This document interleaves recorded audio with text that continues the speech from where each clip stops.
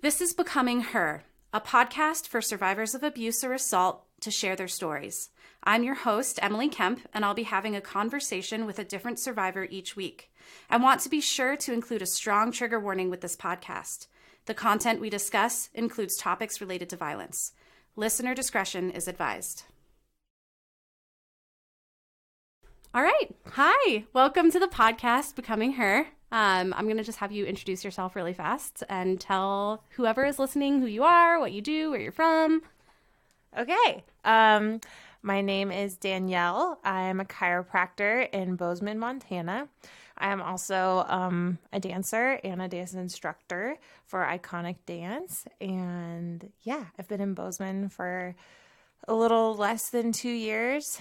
And I'm actually originally from California, SoCal. And then I moved to Seattle. And then I did my doctorate in San Francisco.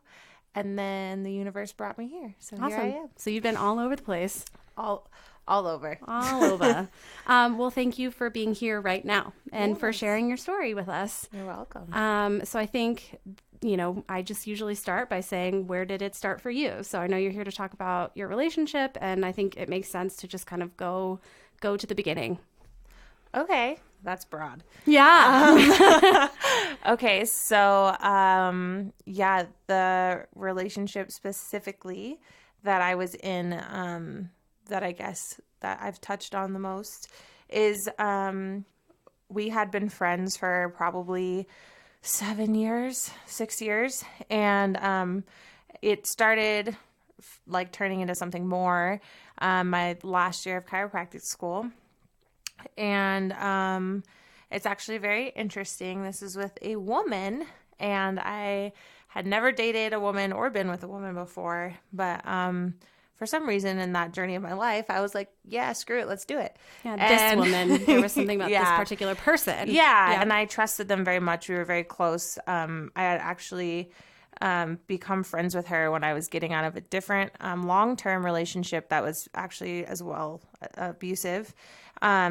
And I just trusted her very much. And then at the end of school, I was like very confused about where I wanted to move, what I wanted to do with my life, and like where I was going. Mm-hmm. And I think that led into it, as well as just having that trust there and me just being, I'm a pretty open person. Mm-hmm. I think a lot of people would call me very like wild in the sense that I just like do whatever I want and what feels right, and I just like follow my heart, and I'm totally okay with that. Awesome. But yeah, so we ended up moving across the country together, and things were kind of sketchy from the get-go.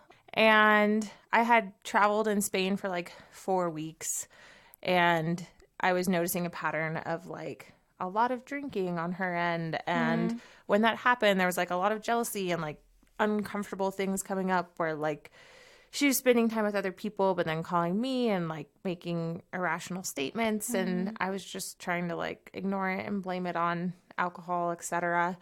Then we ended up like living together for a little bit before I moved to Florida for my first job. And things kind of had already been sketchy because she had been seeing somebody else before me, and they were kind of in the picture still and didn't know I was in the picture. And Wow. Just all sorts of like not all the red flags. Some red flags there. Red flags there. Yep. And then we ended up moving to Florida together, and it was rocky.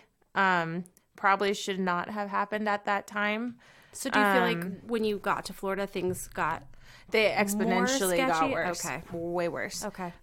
Yeah. So then we were living there for a week, and we hadn't even moved into our own house yet. And we got in a huge fight one night. It was actually April 1st of 2017, I believe. Yes. We got in a huge fight that night because she thought somebody was trying to dance with me. And we were out at the club or whatever, and I ended up like chasing her out to the street, and it was the first time she like turned around and knocked me cold across the face. Wow. I just remember thinking, because she had been my friend through some pretty, I don't pick very good people. Let's just be honest, for some reason. And we'll get to that later. I think that has a lot to do with you as well. And that might be controversial, but I really believe that, like, I don't want to say you're at fault for the other person's behavior, but I do think that we are responsible for owning ourselves and, like, why we attract that and, like, healing ourselves in order to no longer attract that. Sure. But yeah, so she did that. We ended up getting, like, an Uber home or whatever, and she told me she was going to leave me, called me a bunch of terrible, terrible names, all the worst things you can imagine, and slammed me up against the wall. And I, like, totally lost my stuff. At the time, I was in a position I was very unhappy in at my chiropractic office. Just was not a good fit, and I was feeling like crap about myself. And then my family had also, like, kind of turned away from me because they believed that I was, like, in a reckless relationship and blah, blah, blah, which they were correct. Right. But still ended up isolating you further because you then didn't feel like you had your family that you could go turn to. Yeah, for sure. And so that night, I actually ended up hurting myself, and that led down a rockier road. And what happened is we decided that we were going to get married legally because then she would have say over anything, and my mom wouldn't. And for some reason in my mind, that was a good idea. So we did that. Then everything kind of just, like, hit the fan after that. Sure. So we had moved into our new house, but, like, I couldn't even work at my job anymore. Then she was like... let me back up for a second. So what were some of those contributing factors that were, like, affecting your work life? Was it predominantly the relationship? Hurt. Yeah. I was literally physically hurt. Yep. Not from her, for myself, and could not work. Gotcha. So, so I got a job, like, a few weeks later. I was teaching bar and doing some other, like, front desk stuff just in the meantime. And she was working as well. But then the drinking continued and a lot of it. And the fighting continued and a lot of it. And it was like, at this point, she had put hands on me, like, a couple times, and I was not in a right state of mind at all whatsoever. But basically, like, I kept trying to leave, and I kept packing up my stuff to go, and, like, people knew it was bad. Like, I had already reached out to people who are still in my life, and, like, they were like, okay, we have to get you out of there. Like, you are not safe. And I kept going back because that when you happens. tried to leave, what would happen with her? Oh, God. Lots of threats.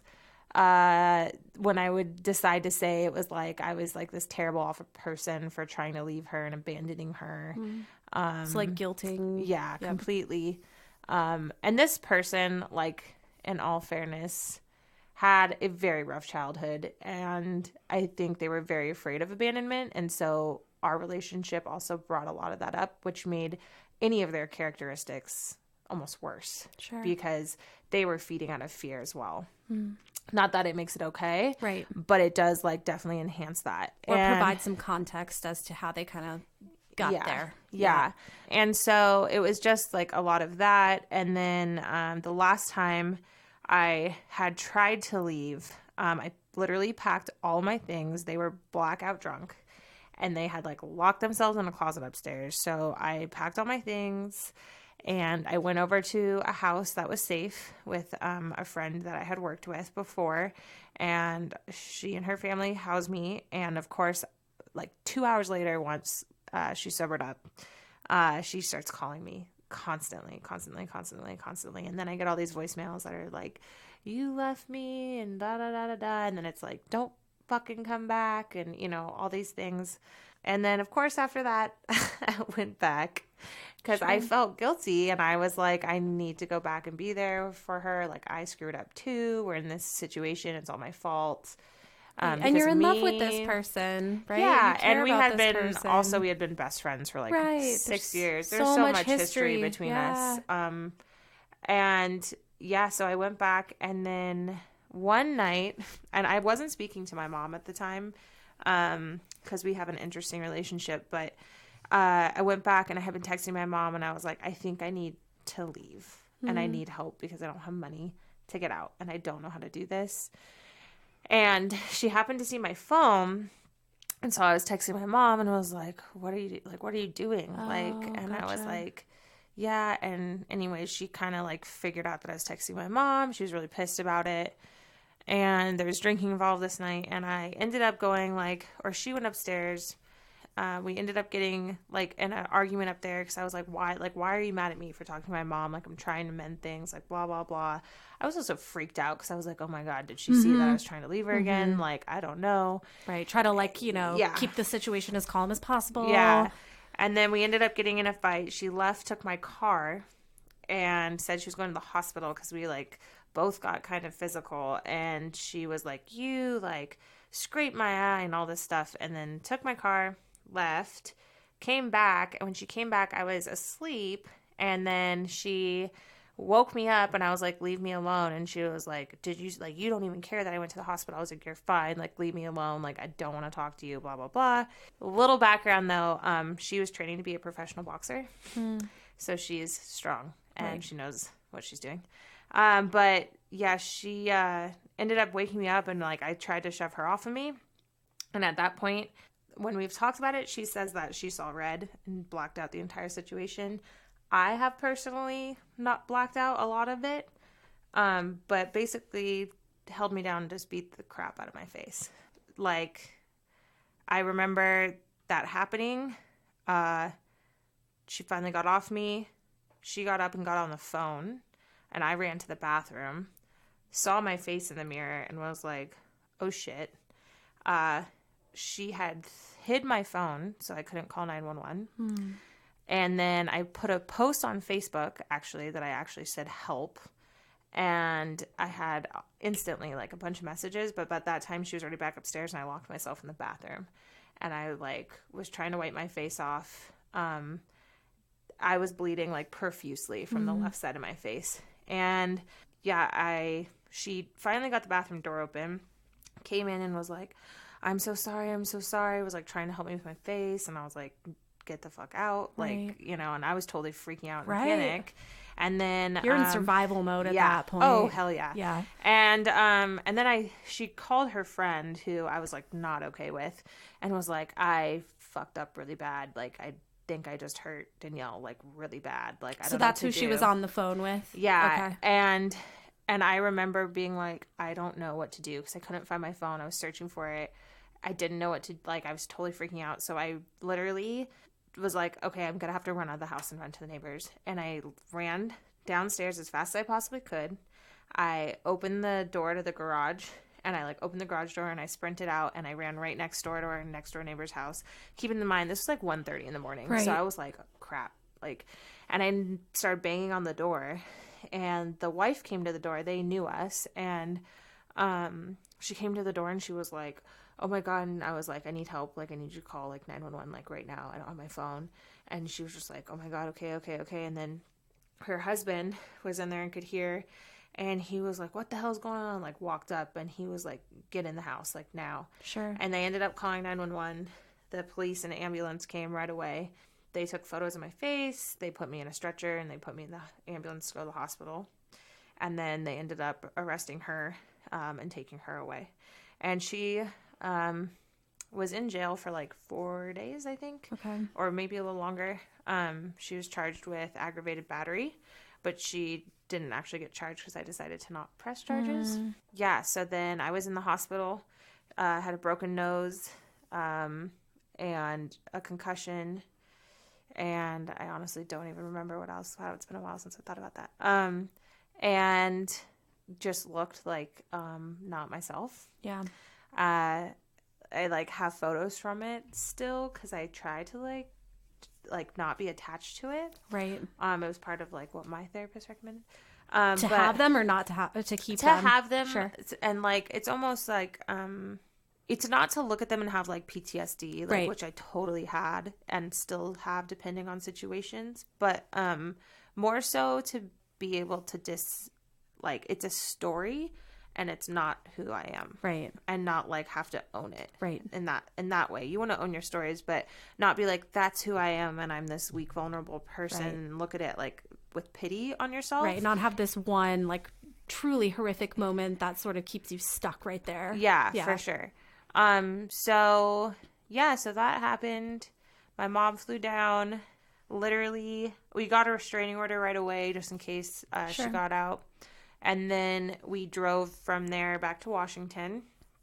And then my parents left a week later, and I had no job, no place to live, and nothing to do. So I drove down to Oregon and lived with my best friend for like 2 weeks on this like farm, and was like living in this like small trailer with her and her like hippie friends, which was actually, it was good at the time. Healing. I didn't have much service. I couldn't like get a hold of anybody. Right. But then my ex ended up getting a hold of me and was like, I need you, like, I'm losing my shit. And even the whole way home, when we were driving home to Washington, like, I had contact with her, and, you know, she was threatening to kill herself and, like, all these things. And, of course, I was like, oh, this is all my fault. I have to go back. So, anyways, I was in Oregon, and I told my friend that I was going to drive down to California and stay with my sister, and I ended up driving all the way back to Florida. And From Oregon. Wow. In 4 days. Dang. And which is very impressive. Thank you. Yeah. And picking up my ex, and that is actually how I got to Bozeman, because her grandparents live here. And yeah, so we came here. We were gonna like drive back to California, and then we decided we were gonna start our lives over here. And then like a fresh start. Yeah, that didn't happen Yeah. at all. Like about 3 weeks later, I left, and I would say that I never turned back, but that's just like not even true. Right. And it's been honestly like a steady progression ever since. Just trying to let go of that, because I think when you're so intimately involved with somebody like that, and like especially for me and this person, we had gone through so much together, and I truly believe that there was love there, whether people say that's not possible or whatnot. I think there was, and I think too, you become part of that person's, like they become part of your identity. Yes. And there was a lot of things like I almost didn't know how to function as like that person without her. Right. You'd built your life around this other person. Right. And like what they would think, and like making decisions off of what they would want. And it's totally possible for people who abuse to love their partners, and for that person to love them. That's what makes intimate partner violence so complicated, is the intimacy. Yeah. It's not a stranger. Yeah. If a stranger walked up to you on the street and slapped you in the face, you would probably immediately be like, okay, not cool, right? Of course I would. But when you fall in love with someone and you trust them, and there's a bond, and you have, you know, invested so much in this other person, and it's good at first, and then incrementally, slowly over time, it escalates to like a dangerous point. Yeah. It's really hard to be able to understand like how you got there, and to want to trust that things can get better, and that and you're so still invested in that person. Yeah, for sure. And like I said, we just had a history, and I think another big thing was when she had come into my life originally, I was going through a lot of traumatic stuff, like heavy stuff, and she had been like a rock for me through that. So I had this like 2 images of her in my mind. Like one was this like awful, like abusive, like controlling, manipulative person, and the other was like this side that I saw that I was like, wait, you're also like super loving, and you've taken care of me, and like all these things. So like my brain just couldn't like comprehend if it's like, well, I tend to always like see the best in people, and I'll always go for that, but like I have a very hard time with boundaries, and I'm learning that a lot right now, and when to say like, I can love you from afar, and that's going to have to be good enough for you, because it's what I need, and I think it's what you need. And it can be both and. It can be both and. It's not either or. Right? This person who's capable of harming so greatly can also be capable of loving very greatly. Right. They can be tender and loving and kind. Yeah. But that still doesn't mean that this other part of their personality, or part of them that you know makes you unsafe, is something that you have to sort of compromise or deal with. Yeah, you have a right to not have to deal with that. I was actually listening to a different podcast on that today, and it was saying like women like need to start stepping up more to like, because it was talking about codependency, which I've been reading about a lot recently, because it seems that I tend to attract like people who have drinking issues and are more narcissistic personalities, which I think all of us have some narcissism sometimes, but like it tends to be a very like common theme, to the point where my recent ex even said things like to a T the same as her, and I would look at him and be like, like, and he could tell, he like knew, like I was like, that's exactly what she would say, you know. In all fairness too, like I probably should not have been in that relationship, because I was not over the things I was with my other relationship, so everything was compared to her.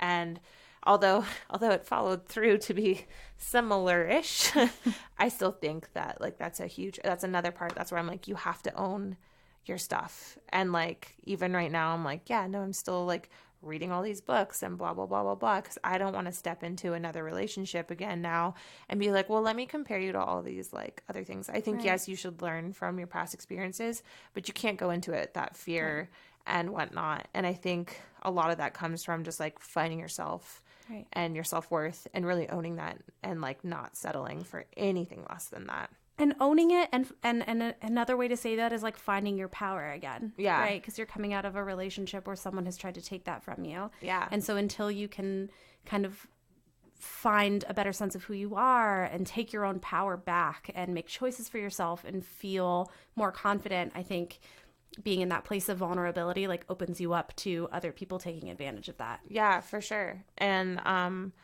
I think vulnerability can be like really beautiful and great too. Like actually a lot of people have told me that's like one of my strengths that I have, is that I am so vulnerable and transparent and open. It's just that I have to now create like very good boundaries around knowing how vulnerable to be and like when and where, and to give that to someone who deserves it. Right. Yeah. And who's going to take advantage of that. But yeah, the podcast is basically just being like, you're being an enabler. They were like, it's not bad if you're like with a man or a woman who you see like their potential, but they're just not there right now, to be like, I'm enabling you if I don't leave you. They were like saying the best thing you can do for somebody sometimes is being like, I love you so much that I'm going to leave you. And it's not going to feel like it's love because I'm leaving you, but you might not even wake up ever if I'm enabling this behavior. Right. And the cycle will only continue to repeat itself if you're both still in it. For sure. And they were like, and just owning up to knowing like, I'm not living at my peak potential, which I am a huge believer in. Like, if you're not doing that, then like you're doing a disservice to the world, because like everybody should be living at their peak potential. That's what we're all here to do, is like share our light and share our love. And so if you're with somebody who's bringing that down, it doesn't mean that you think less of them or like love them less. And honestly, like I could tell you both of my exes, like I love dearly and I wish nothing but the best for them. Like I don't have any hatred towards them, like at all whatsoever. And, but I like have had to take steps to take them out of my life. Right. And you have a right to do what you need to do for yourself to be healthy and whole and operating at your highest potential. Yeah. And I think one of the hardest things like recently is like with my recent ex being like, he's going to hate me for doing this. And I'm going to have a really hard time living with that. And I mean, or he might not. I don't know. Right. I'm sure, like, I don't know. I can't speak for him. But, like, thinking about that, it's like, well, I don't want to upset them, you know, kind of a thing. But then, you know, other people are like, but it's not about that anymore. Like, it's about your literal safety and, like, taking your power back. Because, like, when you're around that person, you literally give up all your power. And, like, that's not who you are and that's not who you're stepping into. And I just want to say, too, I think it's really beautiful that, and I've seen this a lot with people who have been through experiences similar to yours, that they can come out on the other side and still have empathy for the person who has hurt them. I think that's an important message, that you can still have empathy for those people. Yeah. Some books that I really love are Return to Love by Marianne Williamson, and then also Judgment Detox by Gabrielle Bernstein.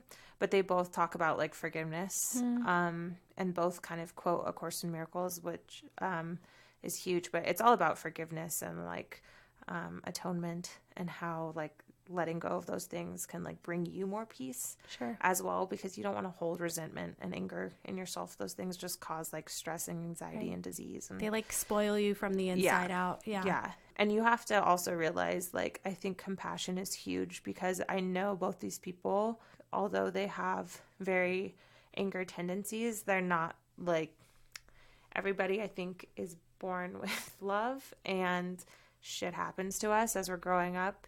and all of us have different environments, and it shapes how we are, and we don't know how to cope with those things all the time. And so we create tendencies to protect ourselves. And people who abuse are not like monsters, you know? Yeah. They're layered. There's a lot going on there. And it's really easy, I think, to look at somebody who can behave like that and like demonize them or villainize them or oversimplify them into being like one-dimensional, but that's not really how it works. And I think that can feed into victim blaming, because if you can oversimplify this person into a villain, into this one-dimensional thing that's less than human, then it's easy to be like, well, how can this other person not see it? Right. How can they stay with this person? It's because it is the both and. It is because like you were able to see these other beautiful pieces of this person, even though they can also do this harmful behavior that you don't have to put up with. Right. But you can still have empathy for them too. And that's really beautiful. Yeah. And I mean, I think too, both of those relationships brought out like really dark things in myself that I was like starting to behave in ways that I'm not usually like. And it was almost like a reality check. And I hit rock bottom. I mean, I hit rock bottom in both of those, and I've honestly never been stronger than I am now because of both of those relationships. And so it's like when people are like, oh, I'm so sorry that you went through that, sometimes I'm like, I'm not. And they kind of look at me like taken aback, and I'm like, no, like I appreciate your like empathy, but I honestly wouldn't be the person I am today without going through those, and I wouldn't be where I am today, like in this exact position where honestly at this point I've never been happier in my life than I am right now. And I'm still dealing with some of the stuff that like is happening, like, you know, and still trying to have to like get some people out of my lives by legal matters. But it's so different now because I'm in a place where like I had a bad day yesterday, but I was like, it's cool. Like I'll take the day off and I can handle it. And I know I'm going to be okay. Where before like my world would have fallen apart. I wouldn't have been able to work for like a month or a week, or I don't know. I would have been sleeping. And it's not like I sleep great on those nights or whatever, but it's just like, I'm like, okay, I'm okay. Like, I'm going to be okay. I'm going to be fine. And it's interesting because I've heard a lot of survivors explain their experience like that, where it's like the yin to the yang, right? Like, I would never wish that anyone would go through that kind of pain. Of course not. Never. But because they've also like come out on the other side. It's like a phoenix rising from the ashes, you know. And I know that sounds really cheesy. No, it's not. I almost got a phoenix tattoo. Oh hell yeah, nailed it. Yeah. But honestly, it's like and because of those experiences, you can also come out on the other side like more resilient and stronger, more empathetic, more loving, more everything good. Yeah. Than had you not gone through that experience. So it's like I've heard survivors say like, I wish I it's not that I enjoyed going through it, but I also don't know if I would change it either. Yeah, I don't think I would change any of it. Yeah. Because like honestly, it's like led me to everything I had wanted so far. Like I can't even believe my life right now. Sometimes I'm like, this is crazy. Like I'm literally getting to like do everything I love. I mean, I would really love to be by the ocean and on the snow, but that's okay. Other than that, like my life's pretty picture perfect and I literally can't complain. But I mean, it's pretty cool. Like I think you're a lot more grateful for things like that you wouldn't have been grateful for before. And 2, I think that it's just like you have a different perspective on everything, and you can look at it and be like, okay, why? Sometimes I feel like things happen and we're like, why am I going through this right now? And you don't always know right then, but then later you're like, oh yeah, like that's why I'm doing that. And like part of like me being a chiropractor, like I don't just like crack people and I'm like, hey, you're on your way. Like I really believe in empowering people in my practice. And a lot of people I see will like, they come in, they're like, I have neck pain. And then like really they bring up like their anxiety or their depression or they've like gone through something. And it's like, I can sit there. And one of my mentors always told me, he'd be like, you know, like the challenges we go through, the struggles we go through are part of our purpose because now I get to help people and be like, hey, guess what? Like I've been through that too. Right. And I can empathize with them and sit there with them and be like, I get it. And like, you're going to be okay. And experience like, healing on another level that they wouldn't otherwise be able to achieve if they were only focusing on the body and not also the mind and the emotions, you know? Yeah. And how closely those are related. Yeah. And so, and I think immensely related. And that's why I dance too, because like dancing is my medicine. I'm a total codependent as of right now that I'm a rehab codependent. I don't know what they call it. But anyways, I'm working on my codependency. And basically that just means that you're kind of like an enabler. You tend to date people who have like addiction problems or whatnot because you like want to help fix them and you want to take care of them. Not so much that you're like dependent on that person, right, but you are in the sense that it makes you feel worthy, right? Because you're like, oh, if I'm helping them, then I'm worthy, kind of a thing. But it's interesting because like I'm such a, like, I love taking care of people. I love helping people. I tend to say yes to everything.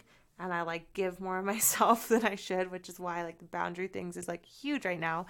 But the chiropractic part of my life like allows me to do that in a really like awesome, vulnerable way with people. Like I touch people all day. You know, I'm interacting with people. I hug all my members after they get off the table because one, hugging raises your oxytocin levels, which is very good for you. Happy hormones. And then two, like people sometimes just like need to be held. They need to be hugged. And I take care of a lot of kids and like pregnant moms. And it's just really awesome to be like involved in people's lives. And the one thing people always tell me is they're like, yeah, you're an amazing chiropractor. That's why we come to you. But we also come to you because we know you care. Like you genuinely care about our well-being and like how this is affecting our lives. Like when I address somebody, I'm not like, okay, well, their back pain's going to go away. A lot of time it's like they have had pain for so long, or they're like grumpy or miserable because of their pain, or they're like suicidal because of their pain, or like shit they've gone through, and then they start to feel better and like actually function better. And they're like, I've never been so like, I haven't been this happy in a long time, or I get to play with my kids again without getting frustrated, or my anxiety's down, or et cetera, et cetera. So that's like one outlet in my life where I get to do that is because I'm actually like doing something I really love. And then dance for me is like another huge thing, because for me, that's like my self-expression, my art form. I literally cry when I dance. I dance to like everything. When I want to feel sexy, I dance. When I want to like get emotional, I dance. It's just like everything. And such a release. It is. Yeah. And then when we teach classes, you know, like I bring that into every class. Like I'm like, this is not just like about if you can get the choreography and 5, 6, 7, 8. Like this is about like who you are and what you're bringing through. And like a lot of times, me and my friend Nina were talking about this. She's who started the organization I work for, which is called Iconic. And you're supposed to snap after, so she'd get mad at me if she heard that. Is that like trademarked? It's like iconic. Iconic. Yeah. And so we were talking about that. Like when we come up with choreography, like sometimes we're like, people don't understand that there's a lyric in a song or something that you literally have to live through an experience that you've had to come up with the movement that you're coming up with, which is why I feel like dance is so powerful in that way, because you can really like move through and release a lot of things, or own things, like own your body, like re-empower yourself through movement. Well, and there's been so much research recently too into things like somatic experiencing, which is like people who've been through trauma and the way that trauma lives in the body. You can do talk therapy, and don't get me wrong, like talk therapy is so helpful. It's so great, but there are other things that people sometimes need to do in order to release that trauma. Yeah. Because if it lives in the body, then you have to be working with the body in order to kind of like get it out, you know? Yeah, for sure. And I believe in that like a lot, because I dance a lot. Like all the time. So I hear like your chiropractic practice is a way to like pay it forward and also feel some level of healing, and dance is that to you as well. What other things do you do for yourself that kind of help you in your healing process? Like all things? Okay. All of the things. All of the things. Okay, so I love bubble baths. Yay. That's like a huge thing for me. I'm a total water child and like ocean person. And so I'm sorry you're in this landlocked hellscape. I literally, okay, and I don't have a bathtub at my new house, so I'm like always like freaking out. I take a lot of showers. I really like being like submerged. So you're a mermaid. In water. I am a mermaid. Okay. And I love being submerged in water. So like even like hot springs and stuff, that's great. So that's something for me that I just know myself. And that's like, if I'm having like anxiety, or like when I was having panic attacks or like PTSD, I would literally be like, I'm going to sit in the shower. Have you done the float therapy yet? No, I haven't. And I really want to. All right. Okay. Well, we'll talk later if you end up doing that. I'm really curious. Okay. Yeah. I've talked to them about going. I just haven't yet. But then, yeah, so that's like something for me. I just know myself, and that's like a happy, safe place for me. And it sounds silly, but I thoroughly enjoy like sitting in the bathtub or the shower with music on. Mm-hmm. Music is another huge like thing for me. Reading, like self-help books, I guess you could call them.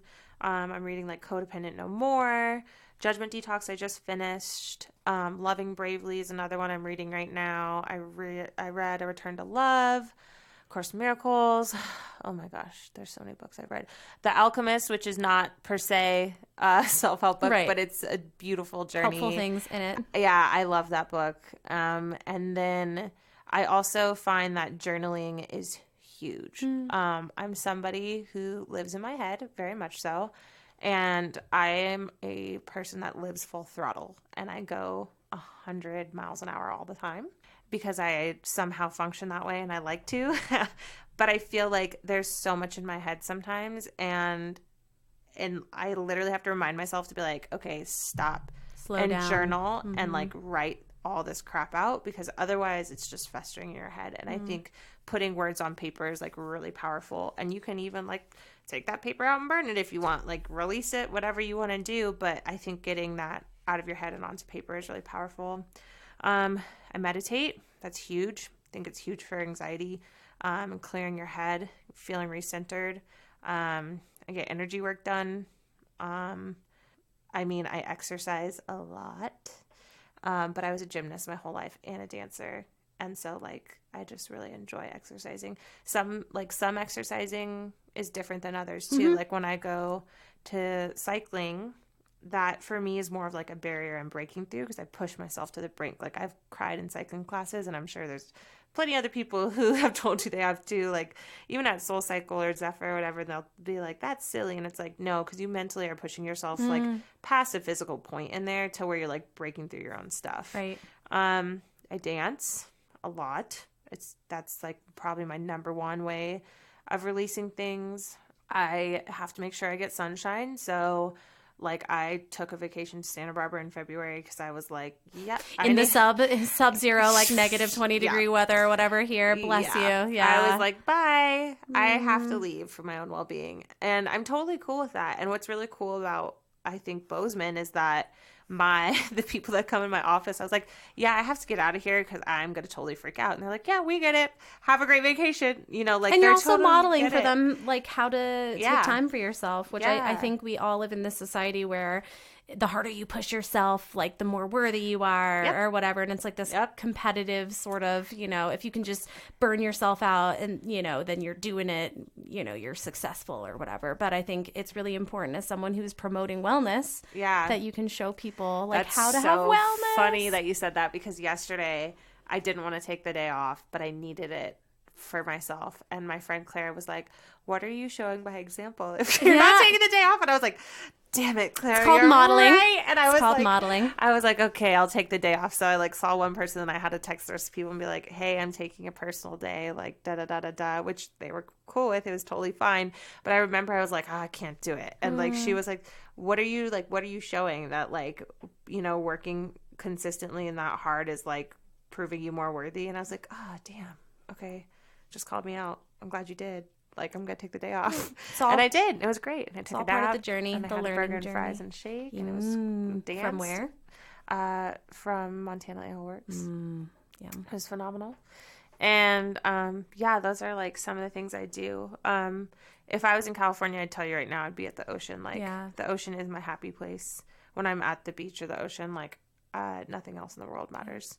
It's kind of how it is when I dance though too. So, and I think that's true for like nature for a lot of people. That's why they're out here. I know for a lot of people, this area is really healing because of nature and the mountains. Yeah, and it kind of takes you outside of yourself. Yes, definitely. I don't ski or anything, and so like for me, during the winter here is definitely like right now I'm feeling it. But seasonal it's when I is a have real to. thing. Yeah, right. But I was like, I need a happy lamp because I really want one. I don't know if they work, but people say they do. But that's when I tend to like indulge more in working out and dancing and etc. But during the summers here, I take my dog Yogi out and we go hike a lot because if I can be in the sun, I'm like all about it. So yeah. And like also my schedule at my office is like very much prioritized around my mental well-being, because when I first moved here and was working certain hours for somebody else, I almost crashed and burned. And I was like, listen, I understand I'm performing well, but I'm about to like lose my shit. And like, if you want me to be at the level that you want me at, like I have to change my hours just because one, I'm an empath and I'm learning boundaries and I'm touching people all day with all different energies and they're coming in with their stuff and they're talking about all these different things. I'm like picking up on all these things and you're talking to people all day. It's exhausting. And you can't give what you don't have. Yeah. And how can you heal people if you're yeah. not feeling internally well? Yeah. Or hold, like you can't give from an empty cup. Like, you know what I mean? And I think anybody in any kind of service industry, whether you do hair, you know, nails, etc., like if you're talking to people all day, I can guarantee the thing that they say what they want to do when they get home is be like, everybody shut the fuck up. Because it's not because they don't love those people, but they're just like, I'm done like talking to people right now. Like I need a second to breathe. But like my hours are very specific. Like I take a huge 3-hour break in the middle of the day. One, because that's when the sun shines out the most and I want to be able to get my dog out and go out in the sunshine and like actually enjoy it, whether that's like a cup of coffee outside or like a fast hike, which you can totally do here. Oh yeah. And also, I mean, I'm guilty of also using those 3 hours to like run myself dry and like do meetings, etc., which is sometimes necessary. But I think that I perform like at a better level when you know what you need and you're just really okay with it. And that's something that I've had to work very hard at, is like being like, this is what I need and I'm okay with needing that, because I have had people that are like, oh, well, it's hard to get in during these hours or this or that. And I'm like, well, like they figure it out. I don't know. They figure it out. They figure out a different time to come see me, because I'm like, this is what I need if you want me at my best. Like, because like yesterday, honestly, if I would have been in the office, like I feel like I wouldn't have been doing anybody a service, like adjusting them in that mind space. Like I really love being present. And you think you have bad boundaries. Look at you. This is new. This is brand new for me. Look at you go. But yeah, like I think learning those things are like really, really important. I also think, I know we started with self-care, but what's really important is having a community. The craziest thing is that I moved to Bozeman and I did not know anybody except for my ex and her grandparents.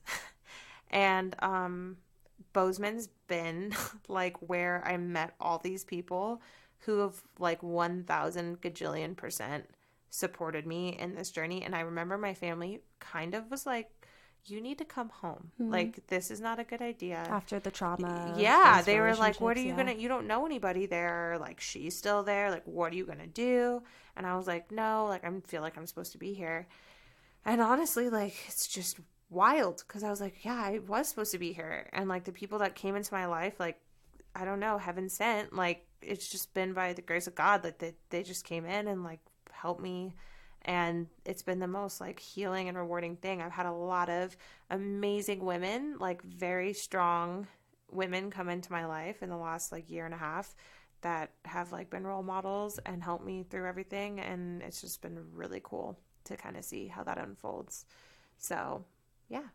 So here you are on the other side. So ish. Here, you know, it's not. I am in a work in progress. Exactly. Yeah. I don't ever think it's like a destination. It's the journey, right? So there's no, and I think a lot of people put pressure on themselves to like have this like destination of being perfectly healed. Yeah, that doesn't happen. And it doesn't really work like that. So I think it's really helpful to hear you share about that, how that journey looks for you. And I think too, like, I don't even know if we ever truly heal. Right.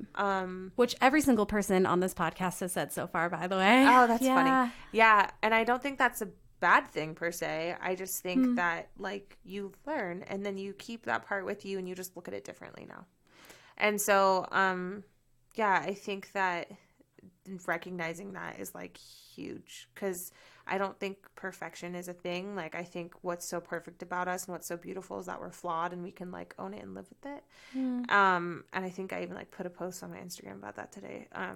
But yeah, like even my post for my Instagram tomorrow, I was like so funny. I thought of it today. I do like a quote and then a picture and a quote and a picture, you know, the whole like thing.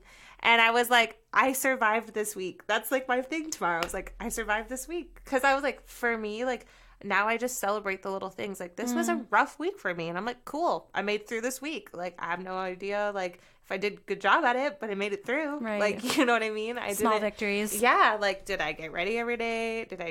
Was I able to like do my best as like I did last week. Was my office as successful as it was last week? I don't know, but I made it through the week, and I'm proud of myself, because before, like, there'd be times where I'd be like, I don't think I can do it, and I would just give up. And I'm like, it's the small things. You have to celebrate your little victories and just like really be proud of yourself for that.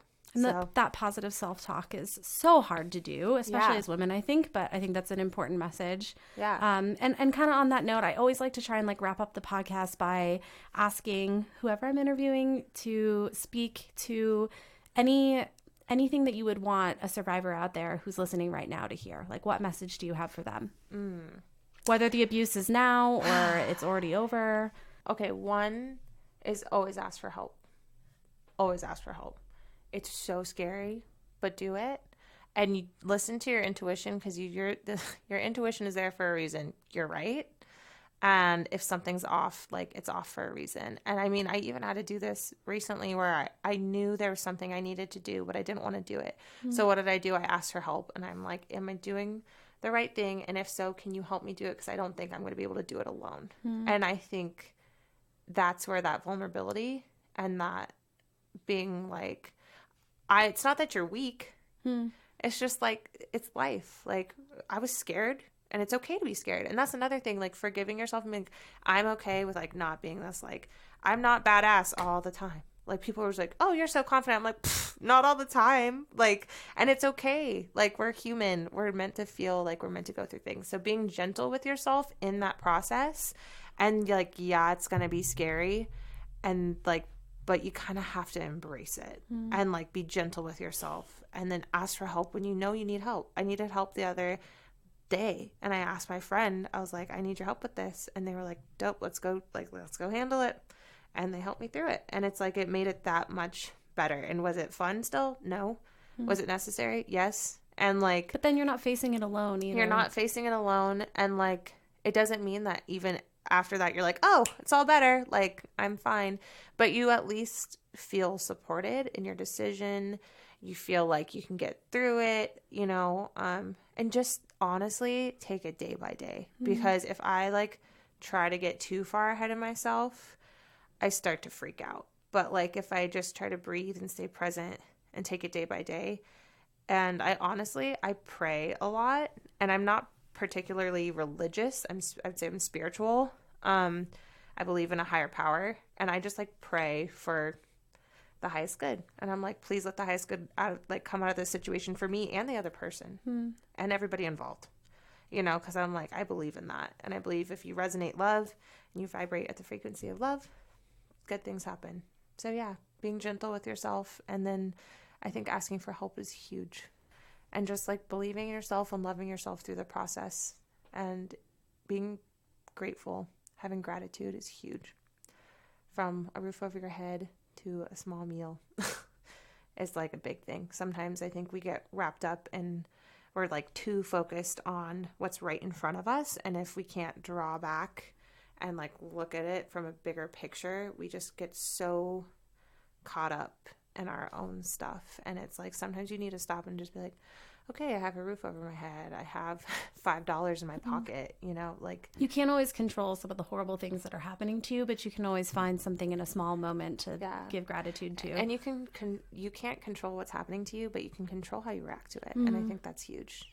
And that's where your power comes in, is how you react. Yeah. So, yeah.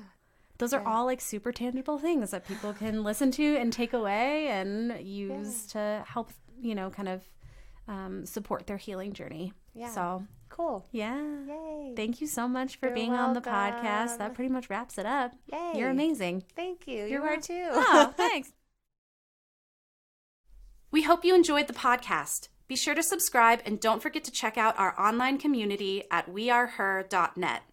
If you or someone you know has experienced abuse or assault, you can always call the National Domestic Violence Hotline at 1-800-799-7